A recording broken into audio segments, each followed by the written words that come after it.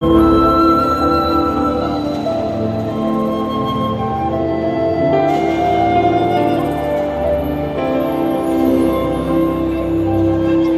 నెల్లూరు జిల్లాల మధ్య వెలికొండల్లో తొలిచిన 6.5 కిలోమీటర్ల రైల్వే సొరంగం ఒక ఇంజనీరింగ్ అద్భుతమే.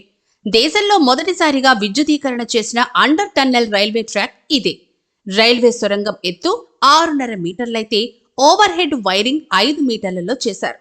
6.5 కిలోమీటర్లలో ప్రతి 10 మీటర్లకు ఎల్ఈడి లైట్లు ఏర్పాటు చేశారు. కంకర, స్లిపర్లు లేకుండా బై బ్లాక్ కాంక్రీట్ స్లిపర్లతో ట్రాక్ నిర్మించారు. 43 నెలల్లో పూర్తి చేసిన ఈ అండర్ టన్నెల్ నిర్మాణానికి 437 కోట్ల రూపాయల వ్యయం అయింది. ప్రస్తుతానికి గూడ్స్ రైళ్లు మాత్రమే పోతున్నాయి. రైల్వే అండర్ టన్నెల్ కి అటూ ఇటూ గుర్రపు నాడ ఆకారంలో సొరంగ ద్వారం ఉంటుంది. రెండు వైపులా దట్టమైన అడవులు, ఎత్తైన కొండలు ఉండడంతో సొరంగంలోకి గాలి ఉధృతంగా వీస్తోంది.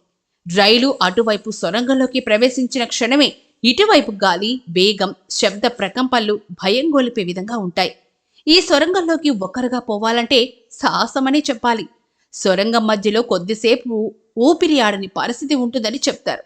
సొరంగ నిర్మాణంలోనే వెంటిలేషన్ విధానాన్ని కూడా శాస్త్రీయంగా రూపొందించారు.